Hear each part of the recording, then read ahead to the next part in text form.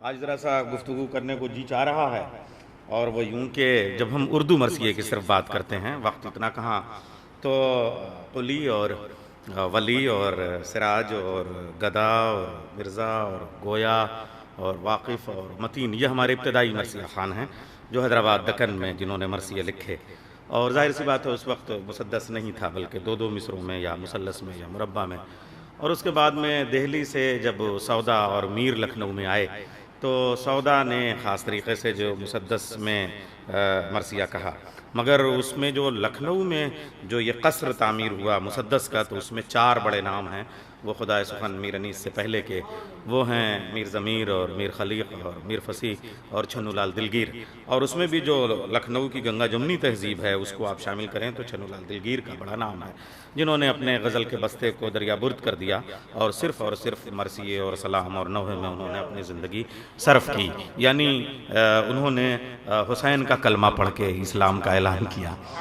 تو اب میں یہ بھی عرض کروں آپ کے سامنے اس وقت بھی کہ پوری دنیا میں کلمہ پڑھنے والے لوگ بہت ہیں. میں بغیر بہت ہی نرم لہجے میں بات کرنے کا عادی ہوں، کسی کی طرف روئے سخن ہو تو روسیا، لیکن پھر بھی جو کلمہ پڑھنے والے فرش اعضا سے جڑے ہوئے ہیں اور عزاداری سے جڑے ہوئے ہیں، ان کے ہاں جو اسلام کی اسپرٹ ہے وہ دوسروں کے ہاں نہیں مل سکتی.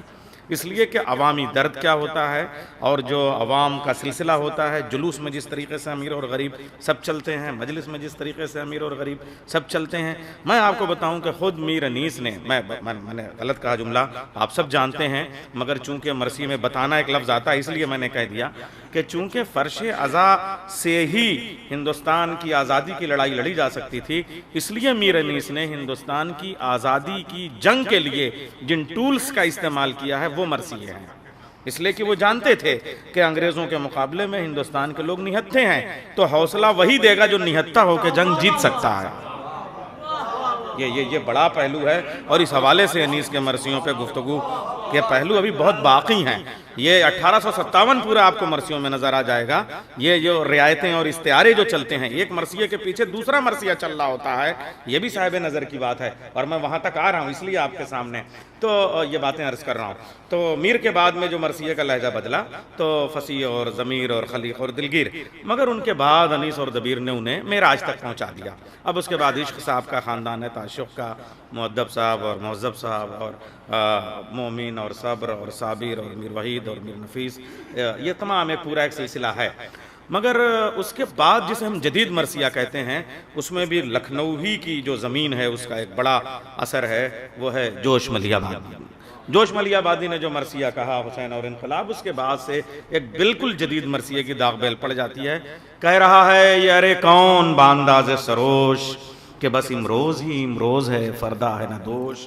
کس کی یارب یہ صدا ہے کہ فضا ہے خاموش، میں حسین ابن علی بول رہا ہوں اے جوش. بخش دے آگ میرے سرد آزاد داروں کو، ہاں جگا ڈاب میں سوئی ہوئی تلواروں کو.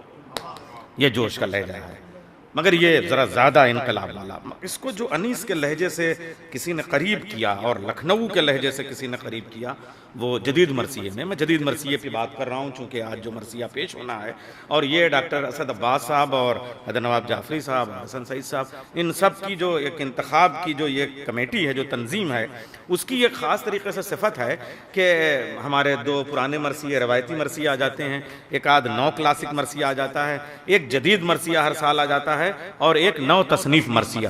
تو یہ خمسہ مرثیہ خانی اپنے آپ میں ہر جہت سے مکمل خمسہ ہے. تو 2 مرثیے آپ نے روایتی سنے، آج ایک جدید مرثیے کی طرف ہمیں چلنا ہے. تو یہ جو لہجہ تھا بہت زیادہ بباغ دہل والا واشگاف لہجہ، اسے اگر انیس کے لہجے سے کسی نے قریب کیا اور تحلیل کیا، منطقیانہ تحلیل، فلسفیانہ تبحیث جو میر انیس کی ہے، اسے اگر جمیل مظہری نے ڈھالا تو وہ اس میں تجزیے کا انداز شامل ہوتا ہے. اب وہ صرف نیروٹولوجی، فقط بیانیہ نہیں رہ جاتا، بلکہ اس میں سوالات قائم ہونا شروع ہو جاتے ہیں. مثلا وہ کہتے ہوئے نظر آتے ہیں کہ تول میزان عدالت میں ذرا رب جلیل، شرط انصاف ہے اے خالق افکار جمیل. ایک طرف اون و محمد ہیں، ادھر اسماعیل، ہاں ادھر عزم حسین اور ادھر عزم خلیل. ذبح فرزند پہ راضی با ارادہ تو نہ تھیں، ہاجرہ صبر میں زینب سے زیادہ تو نہ تھیں.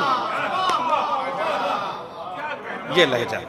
اور پھر چونکہ لکھنؤ سے ایک بڑا رشتہ رہا اور پھر وہ کراچی گئے علامہ نسیم امروی، تو ان کے ہاں بھی جو کھلاوٹ ہے لکھنؤ کی وہ ان کے مرثیوں میں جدید لہجے میں جب شامل ہوتی ہے تو وہ ایک بہت خاصے کا لہجہ بنتا ہے. اور ان کا لہجہ چونکہ میں نے یہ شہزادی کے حوالے سے ایک بند پڑھا اس لیے ایک دو بند میں مولا سجاد کے حوالے سے پیش کرتا ہوں. اور انہوں نے مرثیے کا پیٹرن بدلا اور جوش کے بعد سے. جوش تو یہ کہتے تھے ان کے ہاں حسین اس وقت تک آئیڈیل ہوتے تھے جب تک تلوار چلا رہے ہیں، اس لیے کہ پوری جو مارکسزم ہے اس کے بعد جہاں وہ سجدے میں چلے جاتے ہیں وہ وہاں نہیں. پھر وہاں سے نسیم امروی کیا دیکھیے وہ کہتے ہیں کہ عجیب و غریب انداز میں کہتے ہیں اگر نہ عابد بیمار سے جری ہوتے تو پھر نہ واقف علم پیمبری ہوتے، نہ شرح جعفر صادق نہ جعفری ہوتے، نہ شہر علم نہ حیدر نہ حیدری ہوتے.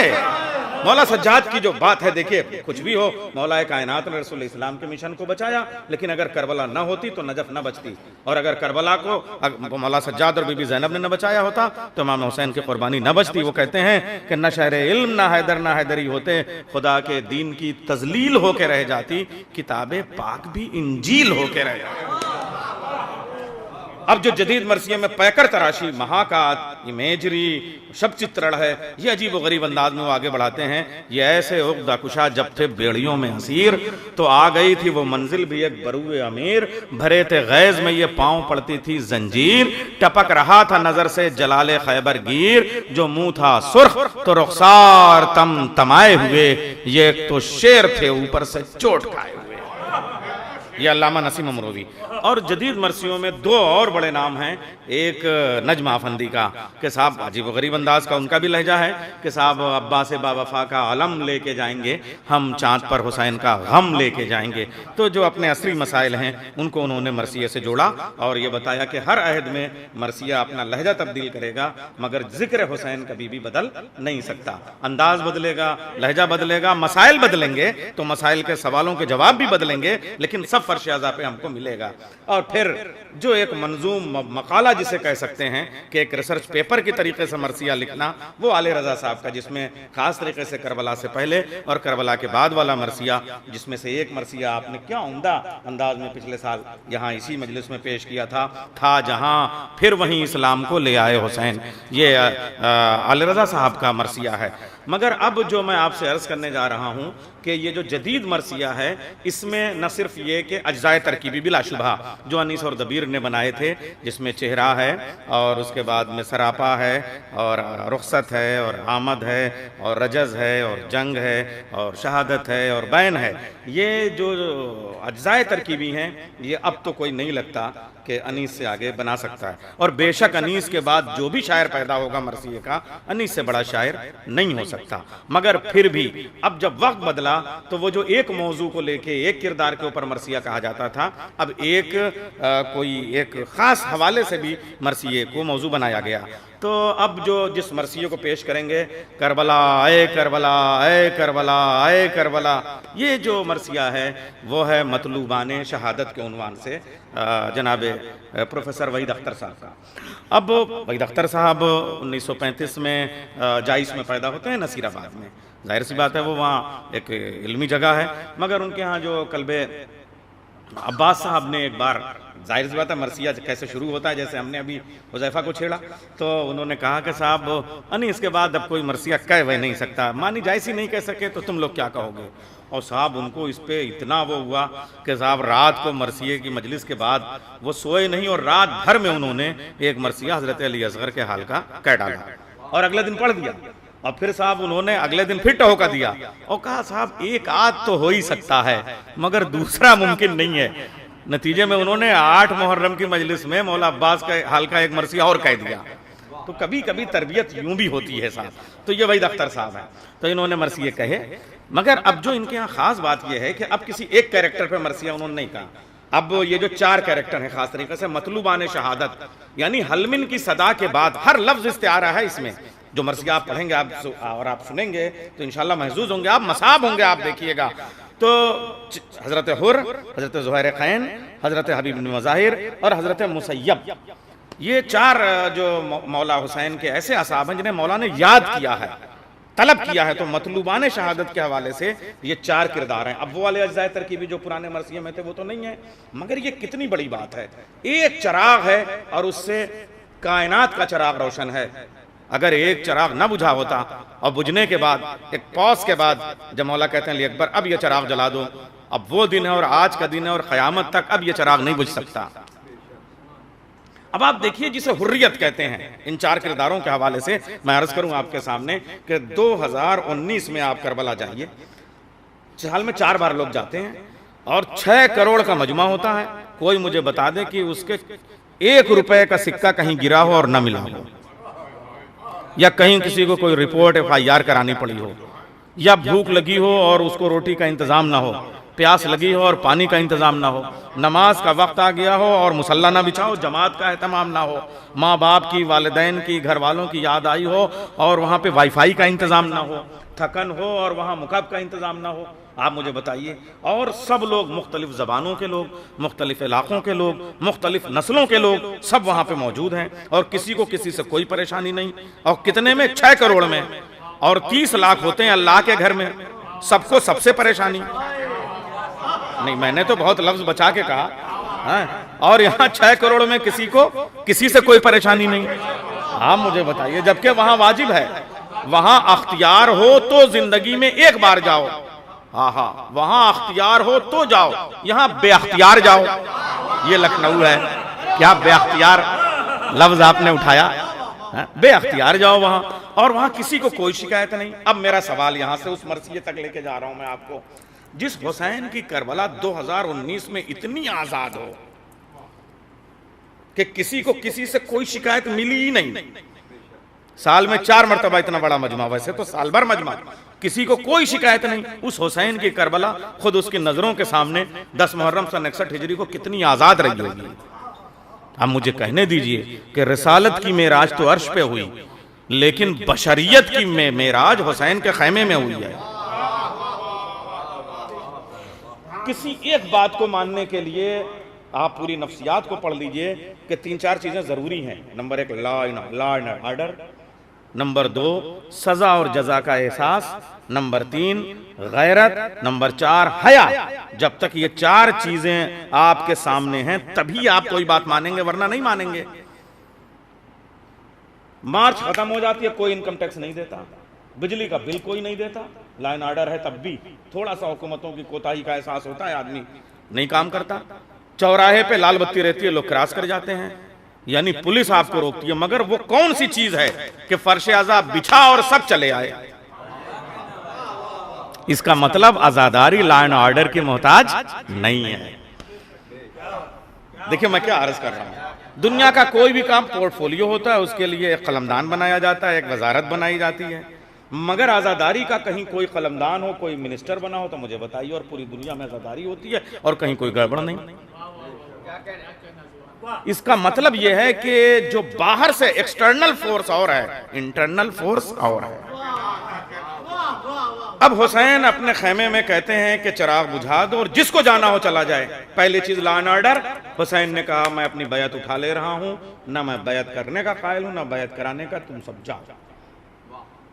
اس کے بعد میں سزا اور جزا کا احساس. حسین کا دوسرا جملہ، اگر یہ ڈر رہے ہو کہ روز محشر تمہیں جنت نہیں ملے گی تو میں شافع محشر کا فرزند شافع محشر ہوں، میں ساقی کوثر کا بیٹا ساقی کوثر ہوں. میں تمہیں اپنے ساتھ جنت میں لے کے جاؤں گا، اس سے پہلے جنت میں نہیں جاؤں گا. میں سردار جنت ہوتے ہوئے اپنے پہلو میں تمہیں جنت میں لے کے جاؤں گا. تم مجھے چھوڑ کے چلے جاؤ. شہادت واجب نہیں ہے، تم ہو اس وقت، یہی بہت ہے. اس کے بعد میں غیرت. مولا کہتے ہیں کہ صاحب میں تمہیں ایک ایک سامان دے دیتا ہوں یا اپنے عزیزوں کا ہاتھ دے دیتا ہوں، مدینے والوں سے جا کے کہہ دینا حسین نے بھیجا ہے. حیا. رات کے اندھیرے میں انسان چہرہ دیکھ کے کہ ادھر دیکھیں تو میں ادھر نکلوں. حسین نے کہا چراغ بجھا دو علی اکبر، اندھیرے میں چلے جاؤ. اب تھوڑی دیر کے بعد کہتے ہیں علی اکبر اب چراغ روشن کرو. تو دیکھا ضعیفوں نے اپنے سروں کے اماموں کے پیچ کھول کے اپنی کمر میں باندھ دیے ہیں اور نیزے سینوں میں چبو کے کہتے ہیں حسین پھر وہ خیمہ بتا دیے جو آپ سے اچھا ہو. اچھا یہ اگر صرف 72 ہوں اور ایک قبیلے کو ہوں تو بات تھی. حضرت آدم کے پاس کل حواری جو ہیں وہ 11، حضرت ابراہیم کے بعد پاس کل 7، حضرت موسیٰ کے پاس کل 12، کل 11، حضرت عیسیٰ کے پاس کل 12، رسول کے جنازے میں کل 13، اور حسین کے 72 میں 23 قبیلوں کے سردار ہیں۔ زمینی اعتبار سے میں نے جس نبی کا نام لیا اس کے حوارین میں بس وہیں کے لوگ ہیں۔ حسین کے ہاں پورا ایشیا ہے، پورا عرب ہے۔ آپ دیکھیے بنو ہاشم کے جوان موجود ہیں۔ ایک جگہ ہے جو ابھی اس وقت تک بنی نہیں ہے، یورپ، مگر حسین جانتے تھے کہ جب یورپ بنے گا تو ٹرکی یورپ کا پارٹ ہوگا، غلام ترکی کو بھی بلا لیا۔ دنیا بنے گی بعد میں، حسین کے قدموں پہ بچھے گی پہلے۔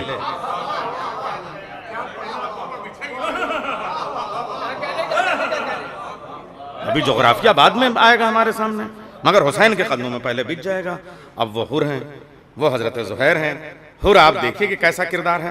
اب وہ خود کہتے ہیں جناب پروفیسر وحید اختر صاحب کہ یہ جو میرے یہاں کربلا ہے، ظاہر سی بات ہے انیس کے بعد کوئی انیس جیسا تو نہیں کہہ سکتا، لیکن ہر انسان کے اندر ایک کربلا ہے، اس کے ہاں خیر اور شر دونوں ہیں۔ جب شر حاوی ہونے لگے سمجھ لیے یزیدیت کام کر رہی ہے، اور جب خیر فتح پانے لگے سمجھ لیے وہ حسینی ہو رہا ہے۔ تو وہ جو میرے ہاں کربلا ہے وہ اس انداز سے آتی ہے۔ اب وہ یہی تلاش کر رہے ہیں کہ حر کے اندر کی کربلا کیسے نکل کے آتی ہے۔ اب وہ حر کو اپنے انداز میں پیش کرتے ہیں، اور ایسے ہی آپ یہ دیکھیے حضرت زہیر خین آپ کو معلوم ہے کیسا اور کس لوگوں سے کہاں سے اس کا تعلق تھا ان کا، مگر مغرب سے پہلے کھانا ہو جایا کرتا تھا، اس لیے کہ شام کا اندھیرا، اور امام حسین نے جیسے ہی دسترخوان بچھایا اور زہیر کو ایک بار بلایا، اور اس اخلاق کو دیکھ کے زہیر کے ہاتھوں سے نوالا گر جاتا ہے کہ ایسے کریم شخص کے لیے میں کیا سوچوں۔ جا کے اپنے گھر میں بات کرتے ہیں زوجہ سے، بیوی کہتی ہے حسین کے ساتھ ہو لو، اور اس کے بعد میں وہ کیسا شرف پاتے ہیں۔ زہیر کے ساتھ ساتھ حضرت حبیب ابن مظاہر، مولا جس کو فقی کہہ کے لکھیں، اور اس کے بعد میں صرف مولا حسین نہیں، بی بی زینب کہتی ہیں میری طرف سے بھی سلام لکھو۔ وہ تحریر حسین کی ہے، خوشبو زینب کے لہجے کی ہے۔ یہ بھی مرثیہ نگاروں کے لیے ایک بڑا لہجہ ہے، اور انہی میں ایک خط حضرت مسیب کو، اور حضرت مسیب کے ساتھ ذرا سے تاخیر ہو جاتی ہے، اور یہ عاشور کے بعد پہنچتے ہیں، مگر توابین کے ساتھ میں پھر جنگ کرتے ہیں اور پھر شہید ہوتے ہیں۔ شہدائے کربلا میں ہی ان کا شمار ہوگا، جو بعد میں انقلاب ہوتا ہے، جو اقدام اٹھائے جاتے ہیں۔ تو اب حضرت مسیب کی وجہ جو تاخیر ہوتی ہے، تو اس میں ایک بڑی نفسیاتی کشمکش، یعنی یہ جو ایک مصرع ہے وہ استعارہ بنتا ہے، اور استعارہ تجسس بنتا ہے، تجسس ایک کیفیت پیدا کرتا ہے۔ یہ اس انداز میں جب مرثیہ چلتا ہے تو وہ ہمارا جدید مرثیہ، جس میں بہت ساری نفسیاتی کیفیتیں پیدا ہوتی ہیں، پورا جو کہہ لیجئے کہ مرثیے کے ذریعے سے کربلا کی تفہیم کا ایک انداز نیا آیا ہے، وہ اس جدید مرثیے کے ذریعے سے پروفیسر وحید اختر کے آیا ہے۔ 8 مرثیے کربلا تک کربلا میں شامل ہیں، 191 بند کا مرثیہ ہے۔ کل جو مرثیہ جس میں 53 بند پیش کیا حسن سعید صاحب نے، وہ 175 بند کا تھا، آج 191 بند کا ہے۔ تو دیکھتے ہیں ہمارے صبحی بھائی جو ہے وہ کتنے بند اور کیسے کیسے انتخاب کرتے ہیں۔ مگر آپ یہ دیکھیے کہ اس میں بھی جو لہجہ آیا ہے وہ سب انیس کے ہاں سے ہے، انیس کے ہاں سب ہے۔ انشاءاللہ جب پرسوں میر صاحب کا مرثیہ پڑھیں گے آفتاب مرثیہ خوانی، تو میں آپ کے سامنے عرض کروں گا کہ میر صاحب کی بیتیں کیسی کیسی ہیں۔ مگر آپ یہ دیکھیں جب کربلا میں جاتے ہیں اور جو مرثیہ آپ پڑھیں گے اس کی ایک بیت میں آپ کے سامنے پیش کرتا ہوں کہ اکبر شگفتہ روح ہوئے صحرا کو دیکھ کر، اکبر شگفتہ روح ہوئے صحرا کو دیکھ کر، عباس جھومنے لگے دریا کو دیکھ کر۔ تو یہ میر صاحب کی بیت ہے۔ اب آپ دیکھیے ان کے ہاں جب یہ بیت آتی ہے تو کہتے ہیں کہ ہرس کے کاسا بکف آئے تو ہرس کے کاسا بکف آئے تو صحرا بن گئے، ہرس کے کاسا بکف آئے تو صحرا بن گئے، پیاس کے سرمایہ دار آئے تو دریا بن گئے۔ تو وہی میر صاحب سے آیا ہے، مگر اب جو فکر کا جو تجزیے کا انداز ہے وہ بدلتا چلا جا رہا ہے۔ اب ان کے ہاں کربلا جب آتی ہے تو کربلا کا صرف ایک پہلو نہیں ہے کہ صرف مدح کے پہلو میں ہی، جہاں کربلا پر ظلم ہو رہا ہے اسے بھی اپنے مرثیے میں اس انداز سے پیش کرتے ہیں۔ کربلا حق کے رضا جویوں کی تلواروں میں ہے، کربلا اس شاخ کے سینوں میں دل پاروں میں ہے، کربلا آہوں میں خون و اشک کے دھاروں میں ہے، کربلا جشنوں میں درباروں میں بازاروں میں ہے۔ اور سوچئے تو یہ بھی اپنے آپ میں مرثیہ ہے. کربلا جشنوں میں، بازاروں میں، درباروں میں ہے. کربلا ہے زندگی اور زندگی ہے لازوال. کربلا خود آگہی ہے، آگہی ہے لازوال. اس انداز میں پیش کرتے ہیں. اور پھر جب وہ حضرت حر کے حوالے سے کہتے ہیں تو ایک بیت سنیے آپ کہ بند کی آنکھیں علی کا نور عین اس کو ملا. یہ دیکھیں تجزیے کا انداز. بند کی آنکھیں علی کا نور عین اس کو ملا، ہاتھ پھیلایا تو دامان حسین اس کو ملا. اس انداز کی بیتیں آئیں گی اور اس کو ہم انداز میں پیش کریں گے. حضرت حبیب ابن مظاہر کے لیے کیا معراج ہے کہ وقت کا امام خط لکھ رہا ہے. اب وہ بیت کہتے ہیں اس کی پیاس ایسی تھی کوثر خود دہاں تک آ گیا. اس کی پیاس ایسی تھی، خط گیا ہے. اب اس کو کس انداز میں کہہ رہے ہیں؟ اس کی پیاس، اب یہ پیاس خالی پانی کی نہیں ہے، اب وہ پیاس عشق حسین کی ہے. اب یہاں آ کے یہ جو مرثیہ، جدید مرثیہ جو بدلتا ہے لہجہ، کہ اس کی پیاس ایسی تھی کوثر خود دہاں تک آ گیا، وہ جہاں جبریل جل جائیں وہاں تک آ گیا. آپ دیکھیں یہ انداز، یہ جو ہمارا جدید مرثیہ بدل رہا ہے لہجہ، اس کا کچھ نہ کچھ پہلو ہمارے آنا چاہیے. اب حضرت مسیب کے لیے ظاہر سی بات ہے حضرت مسیب عاشور کے دن نہیں شہید ہو سکے، مگر کیا بیت کہی ہے. وہ بھی سیل وقت تھے، وہ بھی سیل وقت تھے جو آتے آتے رہ گئے. ہائے ہائے. وہ بھی سیل وقت تھے جو آتے آتے رہ گئے، ان کی تلواروں میں تاج و تخت و ایواں بہ گئے. اب یہ انداز ہے ان کا. اب ایسا نہیں ہے کہ جب ہم جدید مرثیہ کہتے ہیں تو اس میں بین کا عنصر کم ہے. ظاہر سی بات ہے وہ جو بین خاص ہے وہ تو نہیں ہے، مگر جب آپ تجزیہ کرتے ہوئے اس منزل تک پہنچتے ہیں کہ اس شان کے کردار اور تب ان کے مصائب پہ سوچیں گے تو بین کا بھی حصہ بہت ہے. مجھے لگ رہا ہے میں نے کافی گفتگو کی، ایک صرف ان کے بین کے حصے کا مرثیے کا ٹکڑا سنیں. حضرت مسیب جب چلتے ہیں تو جو عاشور کا دن ہے تو دل گواہی دے رہا ہے کہ اب ہم نہیں پہنچ پائیں گے. تو ادھر سے جو آتا ہے اس سے پوچھتے ہیں اب کربلا میں کیا ہو رہا ہے. تو وہ کوئی بتاتا ہے کہ جب میں چلا تھا تو علی اکبر اذان دے رہے تھے. پھر دوسرا سپاہی ملتا ہے کوئی، یا کوئی ادھر سے ہرکارا آتا ہے یا کوئی واپس ہونے والا، تم کہاں سے آ رہے ہو؟ کربلا سے. اب وہاں کیا ہو رہا ہے؟ تو کہتے ہیں کہ میں جب چلا تو دریا پہ سقائے سکینہ کے شانے قلم ہو چکے تھے. پھر اس کے بعد میں کوئی آتا ہے تو وہ پوچھتے ہیں کہ اب کس حال میں ہے میرا مولا؟ کہا کہ میں جس حال میں چلا وہاں حسین کے چلو میں علی اصغر کا خون تھا. آپ سوچئے کہ مسیب کے دل پہ گزر کیا رہی ہوگی، کیا قیامت ہے. اب اس کے بعد میں جب آخر میں ڈاکٹر سردار مہدی تشریف لا رہے ہیں، میں آخر میں جب وہ ایک شخص سے پوچھتے ہیں کہ اب حسین کس منزل میں ہے، قیامت ہے قسم خدا کی. آپ یہ دیکھیں کہ وہ کہتے ہیں کہ فتح نامے لکھ رہے ہیں سینکڑوں پرچہ نویس. مصائب میں یہ پہلو دیکھیے آپ. اور خدائے سخن کے بعد میں اب جو جدید مرثیہ کہا جا رہا ہے اس میں اگر یہ چیزیں نہ لائیں گے تو کیسے آپ کے عہد کی ترجمانی ہوگی. وہ بتاتا ہے جب مسیب پوچھتے ہیں کہ اب کربلا میں کیا ہو رہا، کہہ رہا فتح نامے لکھ رہے ہیں سینکڑوں پرچہ نویس، کر رہے ہیں اہتمام جشن لشکر کے رئیس. لعنت خدا کے ان پہ. کر رہے ہیں اہتمام جشن لشکر کے رئیس، دیتے ہیں انعام کی امید میں گوہر خسیس. دیتے ہیں انعام کی امید میں گوہر خسیس، زرہیں اتری ہیں نکل آئی ہیں پوشاکیں نفیس. اب زہرا کے لال کو جو نعرہ تکبیر سے جنہوں نے قتل کیا ہو ان میں کیا جشن کا اہتمام تھا. اور پھر اسیری کی جو تیاریاں ہیں وہ کہتے ہیں کہ صاحب زرہیں اتری ہیں نکل آئی ہیں پوشاکیں نفیس، کھیل کچھ شاید ہو جشن فتح مندی کے لیے، گھوڑے لائے جا رہے تھے نال بندی کے لیے. یہ قیامت ہو جاتی ہے قسم خدا کی. یہ مرثیہ ہے. تو جو جدید مرثیہ جن استعاروں کے ساتھ آگے بڑھا ہے اور ہمارے عہد کی ترجمانی کر رہا ہے، اور آج کا مفکر، آج کا دانشور کس طریقے سے کربلا کے ان موضوعات اور مسائل کو سوچ رہا، اس کی ترجمانی اس مرثیے میں ہے. اب رہی بات صبحی صاحب کی، صبحی زیدی صاحب، ظاہر سی بات ہے ان کی بھی جو اپروچ ہے مرثیے کے لیے وہ کچھ اسی انداز کی. رشید صاحب سے آپ کا سلسلہ ہے. رشید صاحب نے مرثیہ خوانی کے لیے، سوز خوانی کے لیے بہت کام کیا ہے، بڑی کتابیں ہیں اور ان کی لائبریری سے ہم نے بھی بڑا استفادہ کیا ہے. علی جواز زیدی صاحب سے آپ کا سلسلہ. علی جواز زیدی نے ان کا ایک مرثیہ جو غیر مطبوع رہ گیا تھا وہ علل میں شائع کیا، وہ ان کے بعد کا مرثیہ ہے. تو علی جواد زیدی صاحب سے انہوں نے جب بات کی کہ مرثیے یہ جدید مرثیے کیا ہیں، تو اپنا انہوں نے مزاج ہی بنا لیا کہ جدید مرثیے پیش کریں گے اور مخصوص انداز میں. اور ظاہر سی بات ہے یہ والا مرثیہ پڑھنا آفتاب مرثیہ خانی کی موجودگی میں کہہ رہا ہوں ذرا مشکل ہے، اس لیے کہ وہ مرثیے پڑھت کے لیے کہے جاتے تھے، اس میں جنگ ہوتی تھی، اس میں رجز ہوتا تھا، اور یہ مرثیے تجزیے کے ہیں اور اس میں بتانے والی شان پیدا کر لے جانا یہ تو جدید مرثیہ پڑھنے والوں کا حق ہے، ان کا حصہ ہے. مولا سلامت رکھیں، قبول کریں صوفی زیدی صاحب کی مرثیہ خوانی کو. اور تمام مرثیہ کو آپ سے گزارش ہے کہ آپ استقبال کریں بآواز بلند نعرہ صلوات سے جناب صوفی زیدی.